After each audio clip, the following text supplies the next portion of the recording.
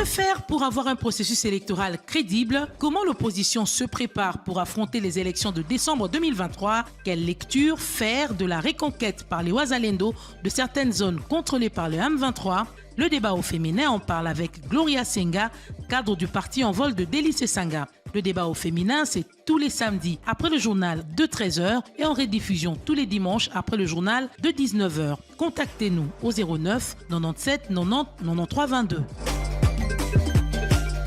Bienvenue dans ce nouveau numéro du débat au féminin, fidèle auditrice et auditeur de Top Congo FM. C'est toujours un plaisir pour nous de vous savoir nombreux à l'écoute de ce magazine de la femme que vous propose la fréquence utile Top Congo FM. Aujourd'hui, dans ce studio, nous avons le réel plaisir de recevoir Madame Gloria Senga. Elle est cadre du parti en vol, parti de Délice Sanga. Avec elle, nous allons parler processus électoral, mais également évolution de la situation sécuritaire à l'est de la République démocratique du Congo. Vous êtes sans ignorer que depuis quelques jours, les résistants Wazalendo sont en train de reconquérir plusieurs territoires qui hier étaient contrôlés par les rebelles du M23 qui sont soutenus par le Rwanda.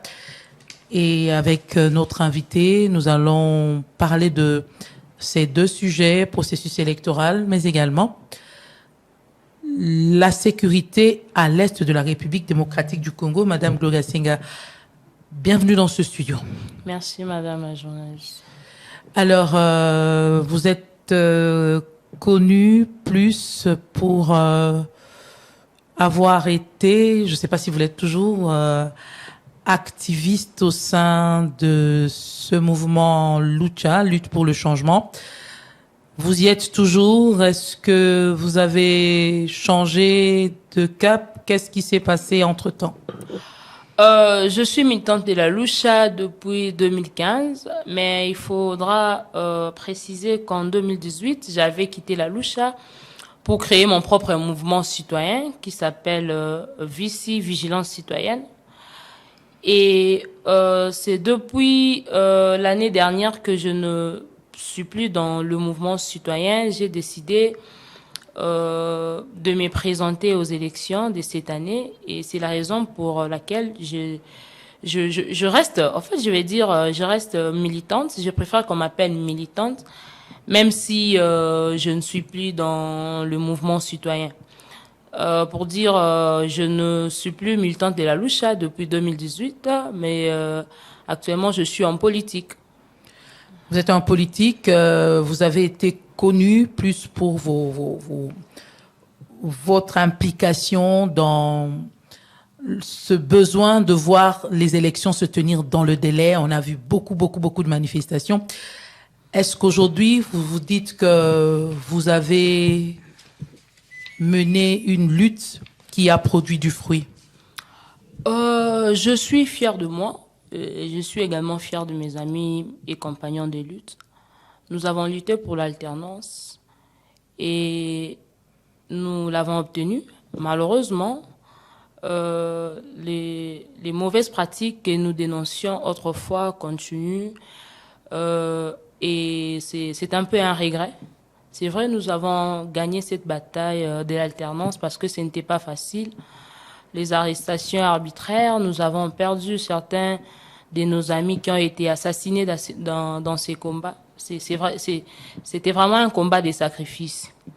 Obtenir l'alternance, c'est bien, mais aujourd'hui, ce que nous vivons aujourd'hui n'est pas très différent de ce qu'on a vécu hier. Qu'est-ce que vous avez combattu hier qui continue aujourd'hui? Nous avons combattu les détournements, nous avons combattu la corruption, nous avons combattu les arrestations arbitraires. Aujourd'hui, la liberté d'opinion, la liberté de la presse peine. Et ce sont les pratiques qu'on a dénoncées autrefois avec les gens qui prétendaient lutter avec nous pour l'instauration d'une vraie démocratie en République démocratique du Congo. Et c'est très malheureux.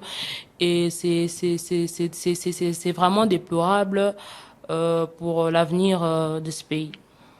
Nous sommes à quelques mois disons, pratiquement 2 mois des élections. Comment vous jugez l'évolution de ce processus électoral?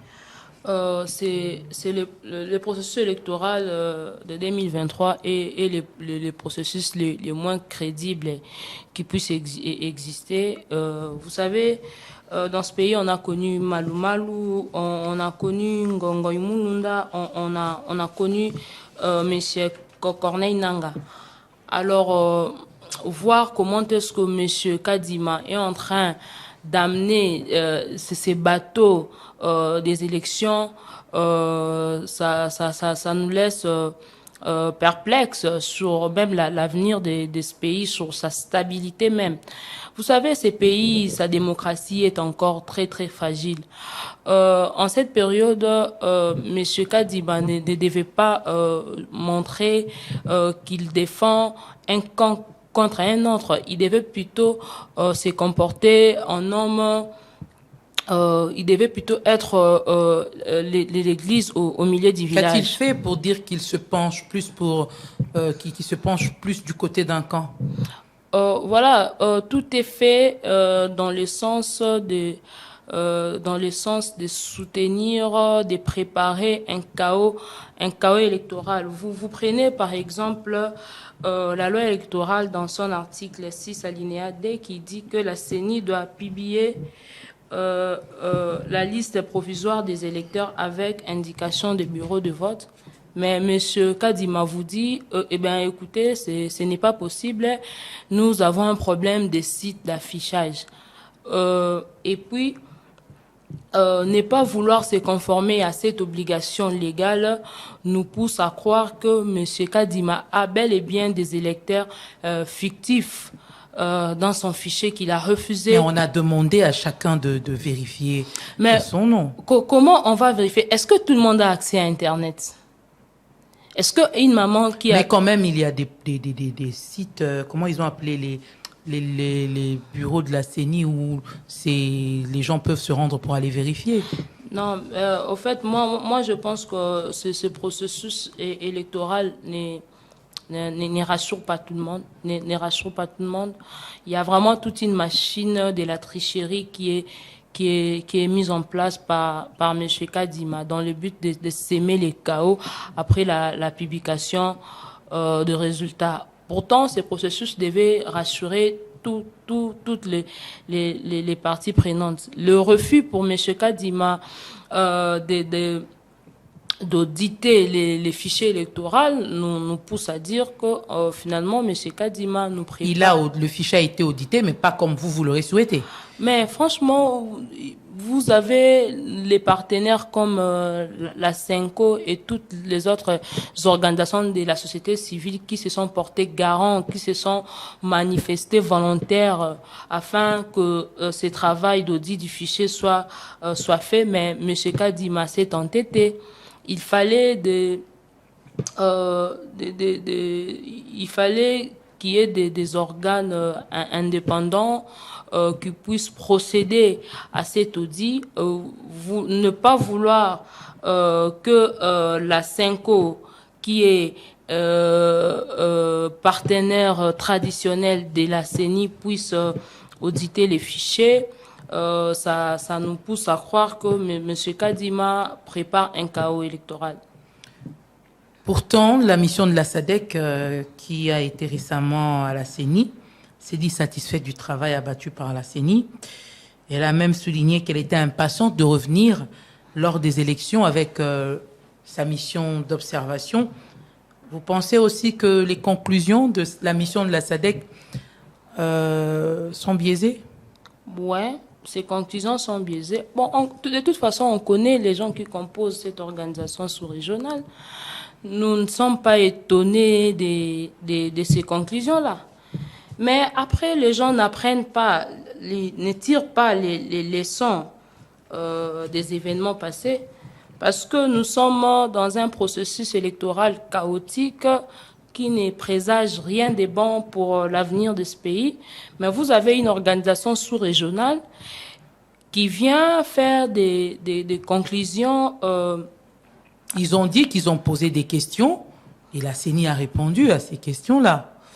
La CENI n'est pas la seule à donner des réponses à la SADC.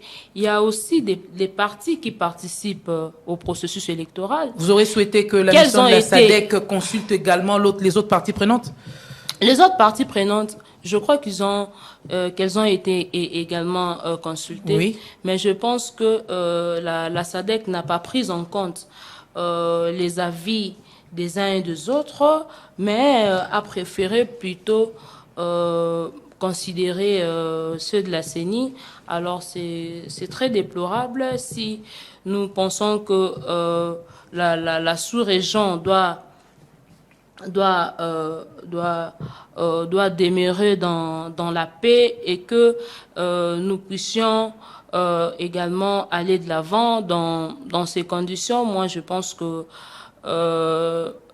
nous allons tout droit vers un chaos électoral. Mais vous êtes quand même candidate. Votre parti a aligné des candidats. Qu'est-ce qu'il faut finalement pour que ce processus soit crédible? Nous sommes à quelques mois de ces élections fixées au 20 décembre. Que faut-il faire pour que ce processus soit finalement accepté par tous? Écoutez, je crois que l'opposition avait posé ces conditions. Mais après, M. Kadima n'écoute personne. Il est imbu de sa personne. Vous savez, nous n'allons pas laisser un boulevard. Nous n'allons pas laisser un boulevard à M. Félix Tshisekedi. Nous allons partir. Nous sommes partants dans ces élections et nous allons nous battre pour imposer la crédibilité.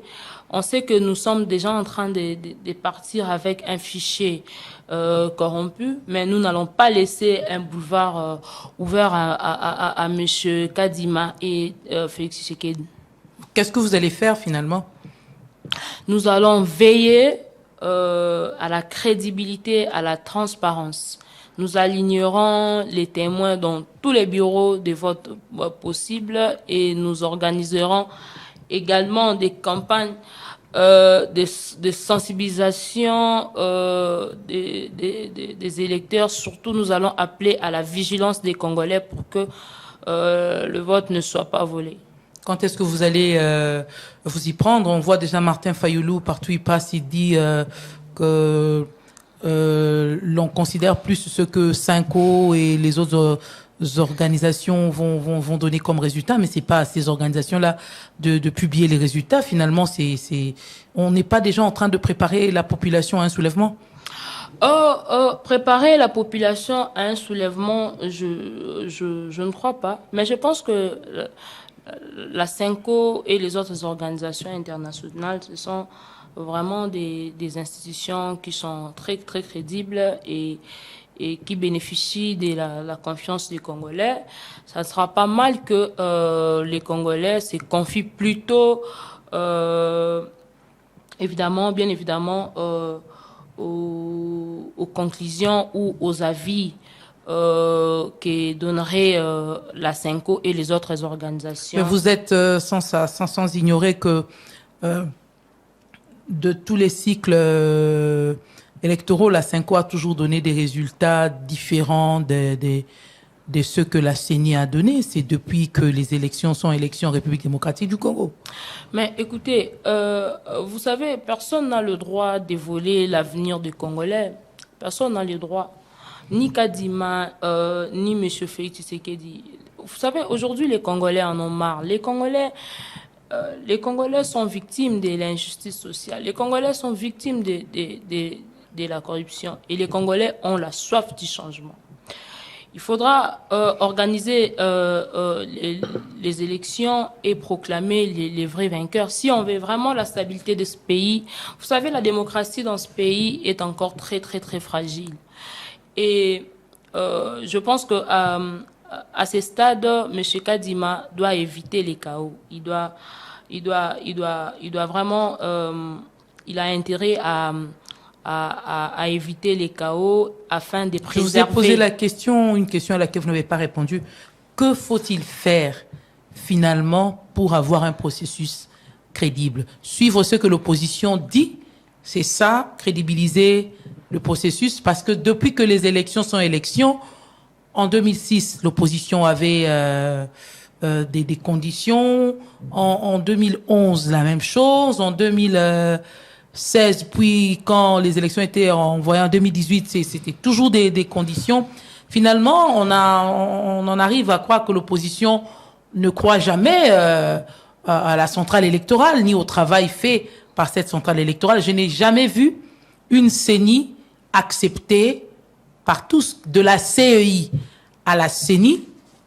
Aucun bureau finalement n'a été accepté par l'opposition. L'opposition rejette toujours le travail fait par la centrale électorale. L'opposition prête toujours des intentions. L'opposition accuse toujours de la CEI à la CENI. On a toujours eu ces accusations, fichier électoral corrompu, il y a des fictifs sur le fichier électoral, il y a des mineurs, il y a des personnes décédées sur le fichier électoral. Finalement, que faut-il faire pour que l'opposition accepte le travail fait par la centrale électorale? Parce que c'est la même chanson depuis qu'on a des élections en République démocratique du Congo. Oui, madame la journaliste, vous devez savoir, le problème se pose dès le début. D'abord, dans le processus de désignation du candidat président de la CENI, on sait tout ce qui s'est passé, comment est-ce que le pouvoir, quand vous dites que l'opposition a toujours milité pour, a toujours accusé la CENI, c'est très faux parce que le problème est ailleurs. Le problème est celui-ci. Le pouvoir en place s'organise toujours pour que un président de la CENI soit de son obédience. En tout cas, tout le pouvoir, que ce soit Kabila... Alors, ce n'est pas faux que de dire que l'opposition a toujours contesté les présidents de la CENI. Mais oui, parce que le début déjà est biaisé. Quand le pouvoir s'organise, il met les paquets, l'argent du contribuable congolais, il corrompt le processus de désignation avec les différentes confessions religieuses. Que voulez-vous, madame? Que voulez-vous? Corruption qui n'a jamais été prouvée. Monsieur Kadima, bon, on s'est réveillé un matin, on nous a dit Monsieur Kadima était fidèle de l'église kimbanguiste. C'est encore à prouver, on ne sait pas. Vous désignez un monsieur Kadima à la tête de la CENI, sa désignation est contestée par la très crédible Senko et l'église protestante. Malgré tout ça, la CENI, Kadima s'entête. Et comment voulez-vous qu'aujourd'hui, à ce stade, nous puissions accepter que ce que M. Kadima fait sera bénéfique pour toutes Mais alors, pourquoi avoir déposé vos candidatures? Si demain vous êtes élu, vous allez toujours continuer à dire que le processus était biaisé? Ou si c'est votre président qui est élu, vous direz toujours que le processus est biaisé? Nous n'allons faire des cadeaux à personne. Nous participons dans ce processus électoral. Nous n'allons pas laisser un boulevard ouvert à M. Kadima.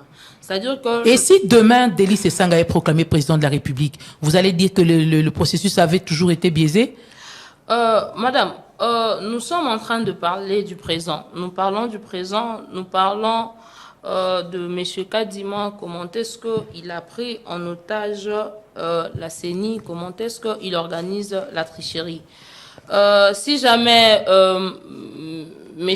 Kadima a proclamé mon président Délice Esanga président de la République, conformément au vote des Congolais, je dirais bravo, il a bien fait son travail. Voilà. Et là, le processus n'aura pas été corrompu ou la corruption que vous êtes en train de dénoncer au départ... Nous sommes en train de débattre pour la crédibilité. Nous sommes en train de débattre pour la crédibilité. Et si jamais on proclame M. Délice Esanga candidat président de la République, franchement, parce que même si vous mettez, vous vous prenez une maman maraîchère qui se présente candidate aux élections présidentielles face à monsieur Félix Tshisekedi qui n'a pas un bilan, cette maman battra monsieur Félix Tshisekedi. Et en ce moment-là, on dira que le processus est crédible. Mais avec un bilan chaotique, avec les arrestations arbitraires, avec les assassinats des opposants, avec la vie chère, tout ça. La vie tous chère, les mots que nous connaissons. Est-ce que la vie chère, tous les mots que nous connaissons et que Madame Senga, demain nous voyons M. Tshisekedi être proclamé président de la République, ça sera de la tricherie. Parce que aucun Congolais vie chère est une réalité congolaise ou c'est une réalité mondiale à ce jour? Aucun Congolais ne donnera la chance à M. Félix Tshisekedi. Donc, pour dire que si jamais M. Kadi m'a proclamé mon président Sesanga président de la République, je dirais que le processus est crédible. Parce que face à un adversaire comme Félix Tshisekedi qui n'a pas un bilan, qui a passé les 5 années en train de tâtonner au lieu de faire les travaux pour lesquels il a été élu, franchement, je suis désolée. Je vous ai posé une question à laquelle vous n'avez pas répondu. La vie chère, est-ce une réalité congolaise ou c'est une réalité mondiale aujourd'hui? Nous suivons également les médias internationaux. Nous voyons que partout, on se plaint de la hausse des prix des produits de première nécessité, madame. En fait, moi, je n'ai jamais compris pourquoi on veut toujours, par exemple, comparer la vie sociale des Congolais et celle des Français, par exemple. Vous oubliez, quand vous dites que ce sont les mêmes réalités qu'ailleurs, vous oubliez qu'ailleurs, ils ont les allocations familiales, par exemple.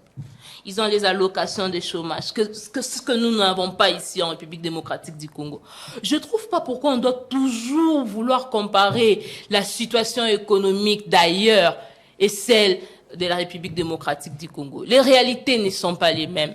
Un Congolais, il vit avec combien par jour? Moins d'$1 par jour, madame. Est-ce que c'est la même réalité avec un Français qui habite Paris ou qui habite Toulouse? Mais vous êtes d'accord avec moi que l'économie sur le plan mondial connaît des problèmes? Je suis très d'accord avec vous, madame, que l'économie sur le plan mondial connaît des problèmes, mais il faudra... Et que cela a une incidence sur les économies de toutes les nations. Mais après, madame, je viens de le dire tout à l'heure, il ne faudra toujours pas comparer les situations d'ailleurs et celles que nous vivons en République démocratique du Congo. À vous entendre parler, la République démocratique du Congo ressemble carrément à l'enfer. Non, la République démocratique du Congo ne ressemble pas à l'enfer, mais les Congolais souffrent. Les Congolais souffrent. Quand vous parlez, par exemple, aujourd'hui, je veux vous dire, par exemple, il y a certains quartiers, notamment les quartiers Saya dans la commune de Mongafula. J'ai été là-bas. Tout un quartier qui n'a pas de souciades. Par exemple, là, c'est sur le plan sécuritaire. Tout un quartier qui n'a pas de souciades. Et que la population vit dans la jungle et que la loi, la plus forte qui domine. Vous avez un ministre de l'Intérieur. Vous avez un gouverneur de la ville. Mais ces Congolais se plaignent tous les jours. Ils crient l'insécurité. Mais personne. Quand vous avez dans les quartiers Saya, par exemple, un sérieux problème d'accès à l'eau potable. Les enfants de 10 ans, ils vous portent des bidons de 25 litres. Ils parcourent 2 à 3 kilomètres pour avoir accès à l'eau potable. Nous sommes à Kinshasa, nous ne sommes pas dans la province. Ces pays ont beaucoup de problèmes. Les réalités que nous connaissons aujourd'hui ne sont pas les mêmes que celles qui sont vécues, par exemple, en France, parce qu'on aime bien comparer la RDC, la France. La situation s'est davantage dégradée ou on avait déjà des problèmes avant, laissés par ceux qui ont gouverné avant, qui ont demeuré ou qui n'ont pas trouvé des solutions? Madame, on vient au pouvoir pour trouver des solutions. On vient au pouvoir pour arranger ce qui a été détruit. on ne vient pas pour dire, voilà, j'ai trouvé cette situation-là, qu'est-ce que je dois faire? Votre président a présenté son projet de refondation du Congo, plusieurs réformes. Il a promis même de mobiliser 110 milliards de dollars en 5 ans. Ce sera quoi la recette? Bon, je pense que mon président, dans le projet de la refondation du Congo, on met plus l'accent sur les réformes. Il faudra réformer les régies financières pour pouvoir mobiliser les recettes.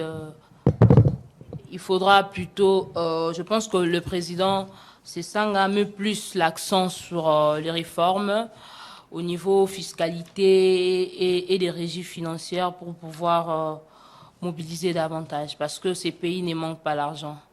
Je crois qu'il faudra à un moment donné appliquer beaucoup plus de sérieux au niveau des différentes régies financières,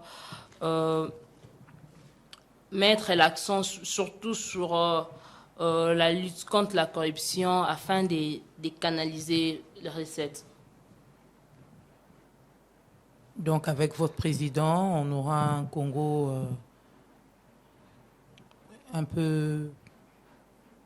un Congo meilleur qu'aujourd'hui? Oui, je pense que avec la refondation du Congo, c'est un bon programme à travers ces différents axes, notamment la paix, surtout sécuriser les territoires, garantir l'indépendance nationale, restaurer l'intérêt général et surtout rétablir l'essence du bien commun. Aujourd'hui, les dirigeants congolais n'ont pas l'essence du bien commun. C'est-à-dire quelqu'un qui est nommé, il s'est dit, il est nommé pour lui et sa famille et ses amis. La conséquence, c'est que nous sommes en train de vivre en pleine jouissance. Nous avons des autorités congolaises qui sont plus riches et nous avons les populations congolaises qui sont très, très, très pauvres. Alors, il faudra rétablir l'essence du bien commun. Quand on nomme quelqu'un, quand on met quelqu'un dans un poste de responsabilité, la personne s'est dit, je suis là pour servir les peuples et non jouir des avantages que procure le poste de responsabilité. Espérons que ce projet un jour va se concrétiser en République démocratique du Congo. On parlait processus électoral, on est toujours dans le processus électoral. On a suivi les sorties médiatiques de Corneille Nangaa depuis quelques jours. Il persiste et signe qu'il y avait un accord entre Joseph Kabila, Félix Tshisekedi, mais jusque-là, il n'a toujours pas précisé si l'accord a précédé la publication des élections ou est venu après. Est-ce que ces différentes sorties médiatiques ne risquent pas de discréditer même tout le travail abattu par la CENI qu'il a eu à diriger et ça ne risque pas de discréditer la personne elle-même de Corneille Nangaa? À un moment donné, je me dis à quoi joue M. Nangaa. C'est vrai, nous avons tous besoin de sévérité, mais est-ce que le moment est bien choisi?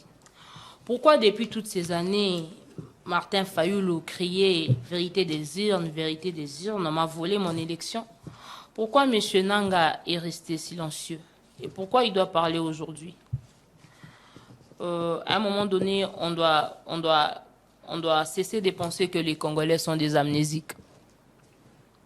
On connaît tous comment est-ce qu'a été ces processus électoraux. C'était un processus très chaotique. Il y a eu plusieurs députés qui ont été nommés, tout ça. Alors, aujourd'hui, M. Nangaa ne doit pas croire qu'il devient saint parce que il n'est plus aux affaires parce qu'il est déconnecté de tous les privilèges qu'il avait avant. Moi, je pense que, comme tout le monde le sait, bien sûr, Le processus électoral de 2018 a été le plus corrompu, le plus chaotique. Vous savez, tous les problèmes que nous avons aujourd'hui dans ce pays, c'est la crise des légitimités, le problème des légitimités. Et aussi longtemps que nous aurons ce problème des légitimités va persister, nous connaîtrons toujours les retards pour le développement de ces pays. Parce que le président de la République passera tout son temps à justifier sa légitimité. Il aura moins de temps à faire les travaux pour lesquels il est là. Donc je pense qu'on devra, c'est pourquoi M. Kadima a intérêt à bien faire les choses pour nous éviter tout ça. Parce que même à l'époque de M. Nanga, tout ce que nous sommes en train de déplorer aujourd'hui dans le processus électoral, nous l'avions déploré à l'époque de M. Nanga. Mais tellement qu'il était ivre du miel, il n'écoutait personne. Et mais on a quand même connu Malou Malou qui a dirigé la CEI, puis la première CENI. Il y a eu des contestations. Mais en aucun jour, il n'a parlé pour nous balancer au grand jour les secrets des délibérations. La même chose avec Ngoï Mulunda, qui même à un moment a eu des problèmes avec la justice, mais on n'a jamais entendu Ngoï Mulunda ouvrir sa bouche pour parler de son travail en tant que président de la CENI. Pourquoi Corneille Nangaa aujourd'hui fait toutes ces déclarations? C'est un expert électoral. Est-ce qu'avec tout ce qu'il fait comme déclaration, demain ou après-demain, il pourra encore être invité ailleurs pour aller soit superviser ou aller prêter main forte à un autre pays qui organiserait les élections? Est-ce qu'il n'est pas en train de se discréditer lui-même? Bon, je pense que M. Nangaa a déjà un parti politique, il a choisi. Il a choisi. Maintenant, il a un parti politique qui se comporte en politicien et je pense que il mesure les conséquences de ses actes. Est-ce qu'il a toujours envie de démérer expert électoral ou bien aujourd'hui il a maintenant besoin d'être aussi politique, occuper un poste de responsabilité, être ministre, premier ministre, président de l'Assemblée nationale? Mais déjà, s'il a du mal à garder secret ce qui s'est passé dans le secret, est-ce que même demain, s'il accède à des postes de responsabilité, on peut encore lui faire confiance? Bon, moi je pense que M. Nangaa est tourmenté. Il est tourmenté par la vérité. La vérité qui l'aurait caché à tous les Congolais, passionnés de la justice, passionnés du vrai, du vrai. Il est tourmenté par tous les résultats qu'il a fabriqués en 2018 et maintenant il a une conscience chargée. Je pense que c'est une forme de mea culpa. Il veut libérer sa confiance, ouais. Sa conscience, pardon. Ouais, M. Nangaa avait simplement libéré sa conscience avec tous les dégâts qu'il a causés. Et voilà. Mais pourquoi ses prédécesseurs, malgré les contestations qu'il y a eu, ne se sont jamais comportés comme lui? Bon, en tout cas... En 2011, on a dit que c'est Tshisekedi père qui avait remporté les élections. Mais en aucun jour, on a vu le président de la CENI venir dire quand il n'était plus aux affaires, bon, voilà, c'est vrai, c'est Tshisekedi qui avait gagné les élections. En 2006, on a dit que c'est Bemba qui avait gagné les élections, mais on n'a jamais vu le président de la CENI, après avoir quitté les affaires, faire ce genre de déclaration. Bon, madame, vous savez, c'est quand même la honte. C'est quand même la honte. Monsieur Nangaa, toute honte bu, passe à la télé, il dit, voilà, il y a eu accord pour que vous ayez aujourd'hui à la tête de la présidence de la République, M. Tshisekedi. Sans préciser si l'accord a précédé la publication ou est venu après. Je pense que moi, si j'étais Nangaa, j'allais me taire. Si j'étais Corneille Nangaa, j'allais me taire. Mais comme je l'ai dit, il a tellement une conscience chargée et qu'il pense qu'il peut faire un mea culpa et qu'il peut être pardonné. Parce que certains Congolais sont réputés amnésiques. Tant mieux pour lui. Mais moi, je pense que M. Nangaa ne mérite pas une forme d'attention. Parce que, bon, quelle est la conséquence de toutes ces dénonciations parce que nous avons déjà un président de la République. Et nous sommes à la veille des élections. Nous sommes à la veille des élections. Ces dénonciations vont servir à quoi? À rien du tout. On n'a plus beaucoup de temps. On se parle sécurité à présent. Les territoires de Rutshuru et Massissi pourront-ils participer aux élections? C'est vrai qu'il y a un lien avec, au regard de l'évolution de la situation sécuritaire sur le terrain, avec les Wazalendo qui sont en train de récupérer progressivement les zones occupées hier par le M23. Oh, madame, avant tout, moi je voudrais d'abord qu'on revienne sur l'affaire Wazalendo. Madame, je suis partagée, hein, mon sentiment est partagé. D'une part, en tant que citoyenne, je suis très émerveillée par le presse, la bravoure de nos compatriotes Wazalendo qui essayent de libérer nos territoires. Qui essaye ou qui libère? Ouais, disons, qui libèrent nos territoires entre les mains du M23 supplétif de l'armée rwandaise. Mais d'autre part, en tant que responsable politique, je me pose des questions. Je me pose des diverses questions sur la capacité de notre armée d'assurer notre sécurité. Je me pose des diverses questions quant à la capacité de notre armée de défendre l'intégrité territoriale. L'armée observe le cessez-le-feu. Est-ce qu'aujourd'hui, c'est normal que notre sécurité soit sous-traitée par les Wazalendo? Qui parle de la sous-traitance? Non, mais moi, je parle de la sous-traitance parce que ce n'est pas normal. Vous avez une armée et que c'est un groupe d'autodéfense, un groupe rebelle, Wazalendo, qui est sur terrain, qui combat les M23. Je l'ai dit au début, j'apprécie la bravoure, oui, c'est bien. Mais quel est le travail de notre armée? Je vais en venir sur le cessez-le-feu. Mais seulement, on doit voir très loin. Parce que je suivis même le chef d'état-major quand on a posé la question sur les Wazalendo, sur les tenues portées par les Wazalendo. Il dit même que ces tenues ont été volées, madame. Franchement, qui donne les moyens logistiques aux Wazalendo? Les armes sophistiquées aux Wazalendo? Est-ce que nous mesurons les conséquences? Si on ne reconnaît pas, parce qu'il y a déjà même une loi sur la réserve armée de la défense, si le chef d'état-major ne reconnaît pas les Wazalendo comme étant, faisant partie des réservistes, et que ces jeunes gens agissent en patriotes, ça pose un sérieux problème sur l'avenir, madame. Qu'est-ce que les Wazalendo deviendront demain si jamais on arrivait à en mettre en deux routes ces M23? Qu'est-ce qu'ils vont réclamer plus tard? Madame, vous savez, il y a une situation actuellement au Soudan avec les FCR. C'était comme ça, c'était des groupes paramilitaires. Mais aujourd'hui, ils demandent plus. Aujourd'hui, ils veulent le pouvoir. Je pense que notre armée a intérêt à éclaircir la population sur le groupe Wazalendo. C'est bien, ces prouesses-là, c'est bien, mais il faut voir les conséquences.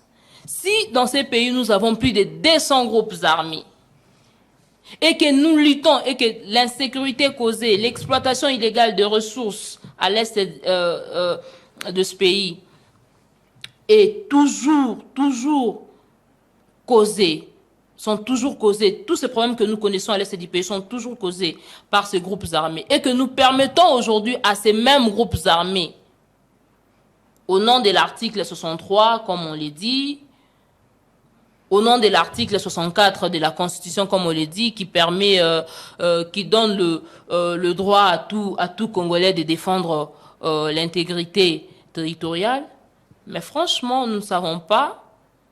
Vos craintes se résument en qu'est-ce que les Wazalendo vont exiger demain après avoir récupéré les territoires. Oui. Ces mêmes Wazalendo avaient accordé 48 heures aux forces de l'EAC pour quitter la zone où elles sont établies, et le gouvernement a réagi pour dire qu'on ne donne pas d'ultimatum aux forces de l'EAC, et que ces forces de l'EAC quitteraient la République démocratique du Congo à l'expiration de leur mandat, soit le 8 décembre.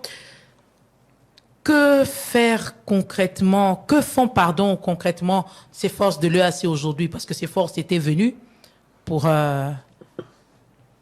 combattre le M23.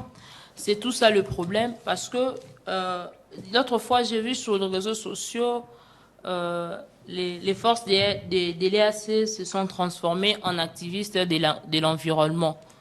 Ils disaient en train de mener des actions pour la protection de l'environnement. Ça m'a vraiment étonné. Nous sommes attaqués par l'armée rwandaise à travers ces supplétifs du M23. Nous avons les forces des armées étrangères sur notre sol qui n'arrivent pas à combattre les rebelles. On le voit même s'afficher tout souriant avec ces rebelles-là. On se pose les questions, dans quoi nous sommes mis? Et nous avons les AC. En même temps, nous acceptons le groupe rebelle. En même temps, on dit, parce que quand vous suivez les porte-paroles du gouvernement qui est arrivé même à dire que ce sont les forces positives. Or que nous savons dans ce pays, tous les groupes rebelles, les groupes armés... Les Ouazalènes, on ne les considère pas comme les rebelles, madame. On les appelle les résistants. C'est un mouvement d'autodéfense. Jusque-là, je ne sais pas si on les a déjà appelés rebelles. Hein. Ah bon? Ok, donc on veut dire aujourd'hui que les Ouazalènes sont différents des Maïmaï. Parce que les Maïmaï aussi, c'est un groupe d'autodéfense. Qu'est-ce qui différencie les Ouazalènes des Maïmaï? Je crois qu'on devra arrêter avec cette façon de gouverner avec tâtonnement. Pour vous, les Ouazalendo reçoivent le soutien de quelque part, mais on ne veut pas dire que les Ouazalendo sont soutenus par ces personnes-là que vous pensez. Ouais. Ils ne veulent pas dire qu'ils sont soutenus par le gouvernement, parce que où trouvent-ils des équipements, des armes sophistiquées qui leur donnent à manger? Mais ils s'organisent. Bon, moi j'apprécie la bravoure, mais j'ai très peur pour l'avenir parce que nous connaissons l'histoire et surtout les événements qui ont eu lieu dans d'autres pays et nous ne voudrons pas revivre ces événements en République démocratique du Congo. Sinon, moi je pense que le gouvernement congolais doit être clair, soit il fait la guerre contre le Rwanda, soit il choisit une option diplomatique, ou soit ils arrêtent de tâtonner. Il y a le représentant du secrétaire général des Nations Unies dans la région des Grands Lacs qui a exprimé ses inquiétudes dans un récent rapport. Il a redouté une confrontation directe entre le Rwanda et la RDC face à tous les signaux qui sont en train de virer vers le rouge, madame. Est-ce que vous pensez qu'on risque d'arriver à cette confrontation directe entre la RDC et le Rwanda? Moi, je pense que tout dépend du gouvernement congolais parce que ça fait très longtemps que nous avons été attaqués par le Rwanda. Tous les rapports, plusieurs rapports des Nations Unies montrent clairement que les M23 sont soutenus par le gouvernement, l'armée rwandaise, et que aujourd'hui, vous savez que nous avons passé plus d'une année sans Bunagana. Bunagana a été administré par ces rebelles du M23, même le cas des Kichanga. Pendant ces temps, les enfants ne vont plus à l'école. Nous vivons aujourd'hui les déplacements massifs de la population. Toutes ces conséquences, vous prenez par exemple aujourd'hui, il est quasiment impossible d'organiser les élections dans ce coin-là parce que ils vivent dans l'insécurité totale. Alors, moi, je pense que maintenant, il faudra définir ce que nous voulons vraiment. Est-ce que le gouvernement congolais est prêt à faire la guerre contre le Rwanda? Parce qu'il y en a marre de faire des communiqués, de signer des accords, de Luanda, de Nairobi. Finalement, aucune conclusion. Et la victime principale, c'est la population. Est-ce que l'option militaire aujourd'hui reste la seule voie de sortie? Je pense que l'option militaire reste la seule voie de sortie dans cette crise parce que l'autre partie, le Rwanda, les M23, ils ont carrément montré leur position qu'ils ne respectent pas les engagements pris. Donc, je pense qu'il est temps pour le gouvernement congolais de décider sur une option. Et la seule option que moi, je pense salutaire est l'option militaire. Il faut déclencher une guerre contre le Rwanda parce qu'on dit qui veut la paix prépare la guerre. Nous voulons la paix, nous voulons que l'intégrité nous voulons bien que l'intégrité territoriale soit une réalité dans la partie le respect de l'intégrité territoriale soit garanti par nos forces armées. Donc, les craintes du représentant du secrétaire général des Nations Unies dans la région des Grands Lacs sont fondées? Ouais, ces craintes-là sont vraiment fondées. Ces craintes sont vraiment fondées parce que jusque-là, nous voyons comment est-ce que le M23 à travers, l'armée rwandaise à travers ces supplétifs du M23 ne cesse de provoquer, ne cesse de commettre des actes, des pillages et Pour terminer, la société civile de Nyiragongo alertait d'ailleurs il y a quelques jours sur le renforcement des positions du M23 par des troupes venues du Rwanda.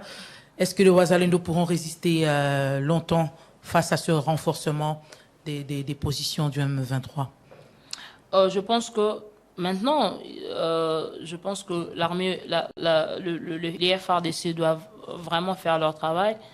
Et si jamais elles sont derrière les Wazalendo, je pense que l'option militaire reste salutaire. Donc, en ce moment, à ce stade, je pense que les FARDC doivent s'assumer et doivent constater que le Rwanda n'est pas prêt, évidemment, pour la paix. Donc, il faudra maintenant une guerre contre le Rwanda.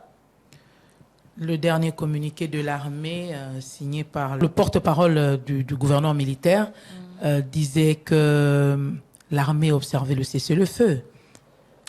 Oui, l'armée observe les cessez-le-feu, mais entre-temps, est-ce que le M23... Mais ils ont mis en garde, ils ont dit que l'armée s'assumerait si on continuait à provoquer.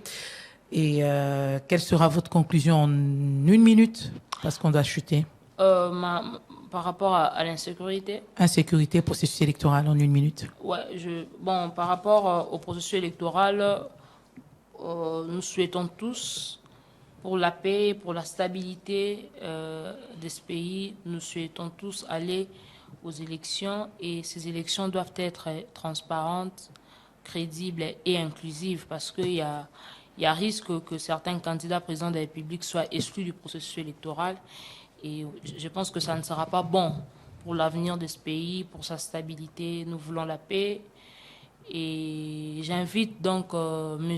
Kadima à jouer à la sagesse, à rassurer toutes les parties présentes. Par rapport à la sécurité de notre pays, je pense qu'il est temps que le gouvernement congolais lève une option courageuse, l'option militaire, afin de défendre notre intégrité territoriale qui est attaquée par l'armée rwandaise. Hein. Voilà. Merci beaucoup, Madame Gloria Singa. C'est un plaisir de vous avoir dans ce studio. Nous avons parlé processus électoral, mais également la sécurité, l'évolution de la situation sécuritaire à l'est de la République démocratique du Congo. Merci à Isabelle Mwengo qui a réalisé cette émission. Miguel Mena qui a tout coordonné. Danisa Ubi qui a assuré la prise de vue. Miguel Mena qui a assuré également la prise de son. N'oubliez pas le rendez-vous. C'est tous les samedis après le journal de 13h et la rediffusion, c'est le dimanche après le journal de 19h. Mamichel a été devant ce micro. Notre invité, c'était Gloria Singa. Restez branchés au programme de Top Congo FM. Nous allons nous retrouver dans un prochain numéro, si Dieu nous prête vie. D'ici là, portez-vous bien, au revoir.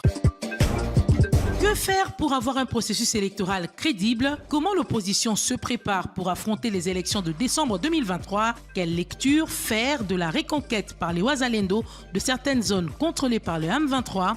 Le débat au féminin, on parle avec Gloria Senga, cadre du parti En Vol de Délice Sanga. Le débat au féminin, c'est tous les samedis après le journal de 13h et en rediffusion tous les dimanches après le journal de 19h. Contactez-nous au 09 97 90 93 22.